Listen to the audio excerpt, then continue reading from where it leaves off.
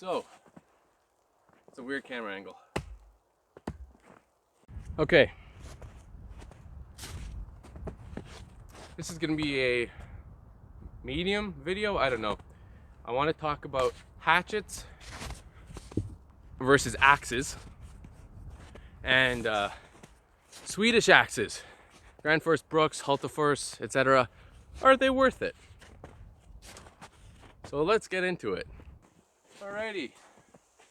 Hello and welcome. The weather is disgusting. I'm gonna make this a short video. Yeah, the weather is disgusting. Hatchets versus axes. Wow. What are the pros and what are the cons of each? Personally, if I'm doing backcountry camping, I'm leaving the hatchet at home. This is the hatchet that I use to make my paddle.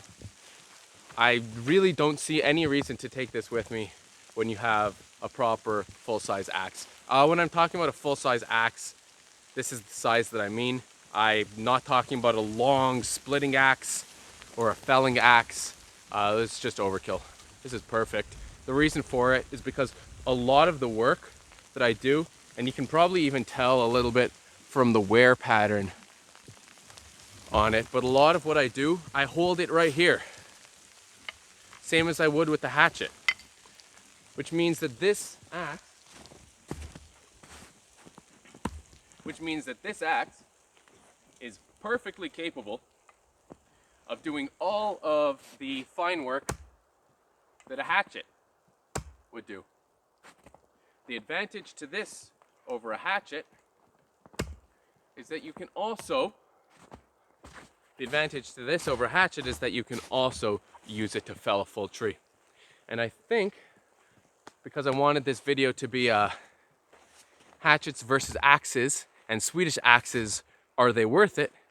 I think we'll go find a dead tree and we'll take it down with my slightly chipped Granfors Brook axe.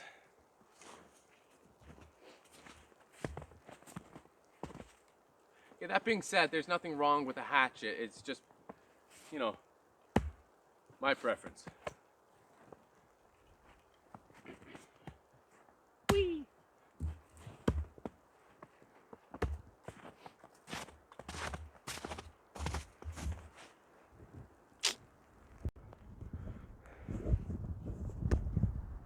Which is my good side.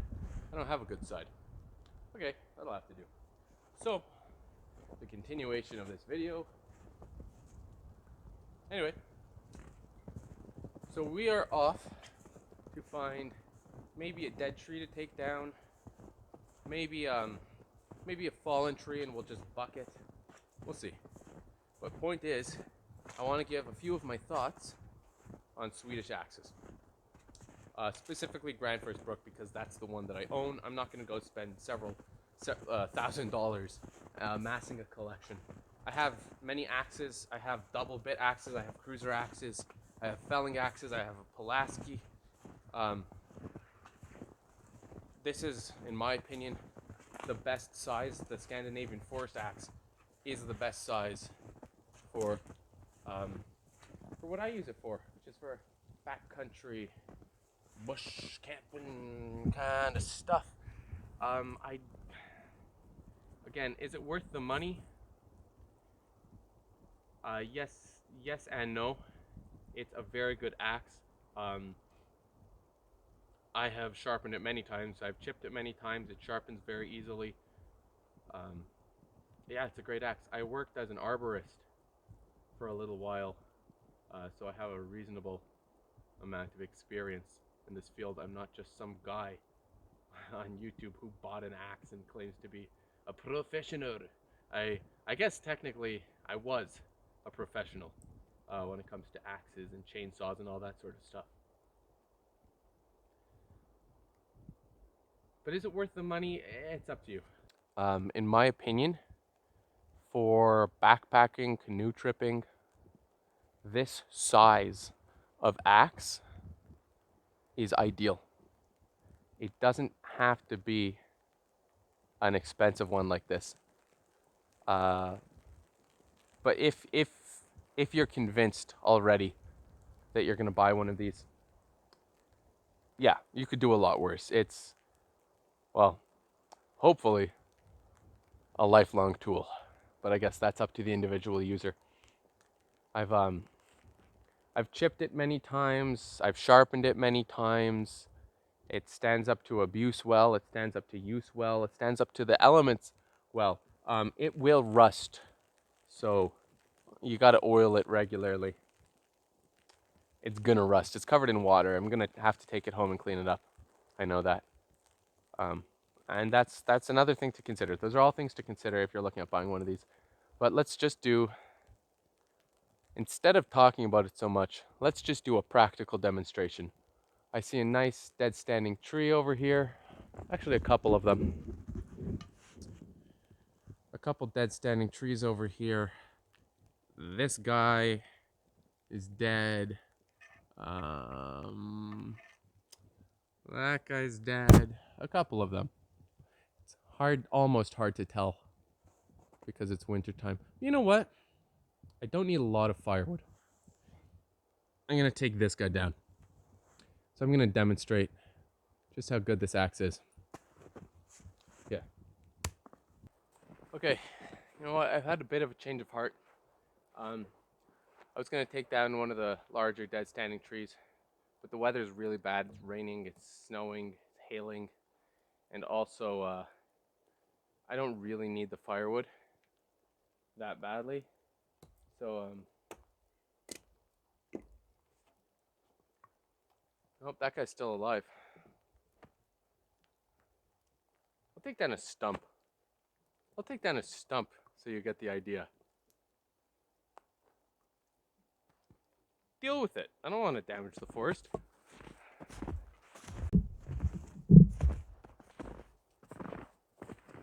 Okay, here's the stump.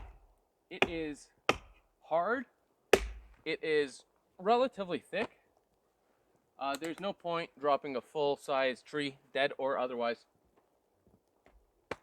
This'll do the job.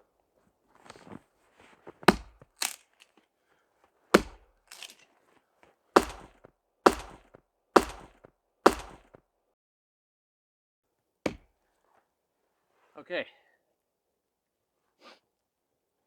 Maybe I'll make this a video about axe safety. Now,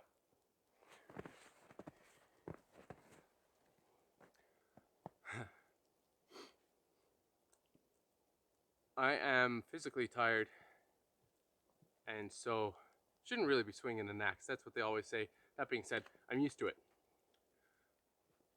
What I just did is I glanced at the tree, and my axe was deflected down toward my feet. Something very important is I don't want this to be like an all-encompassing axe safety video. Do your own research. Don't listen to me. This is a note to self. This is me talking to me.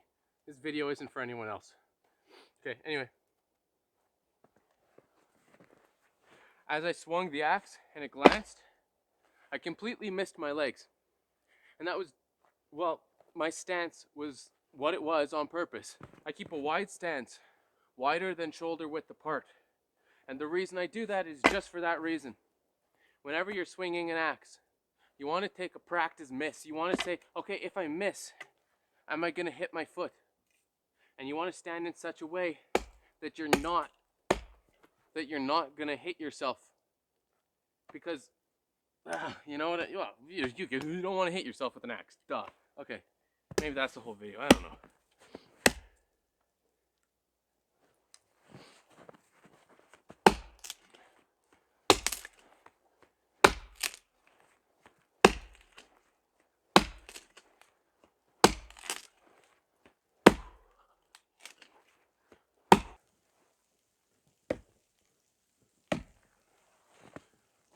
Okay.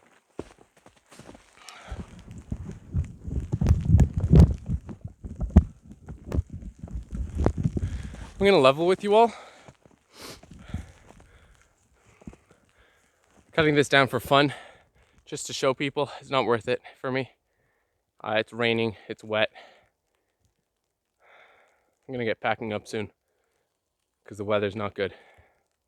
Anyway, just to show you though, here, just a couple swings with the axe.